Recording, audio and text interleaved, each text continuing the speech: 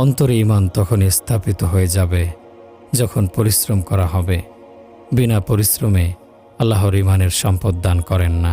Nahavand প্রদেশের governor ছিলেন হযরত আবু বকর শিবলি রহমতুল্লাহি আলাই।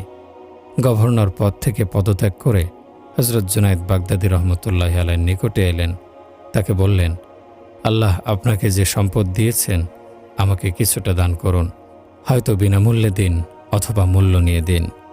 জুনায়েদ বাগদাদী রহমতুল্লাহি আলাই বললেন, বিনামূল্যে যদি দেই তাহলে তুমি এর গুরুত্ব উপলব্ধি করতে পারবে না।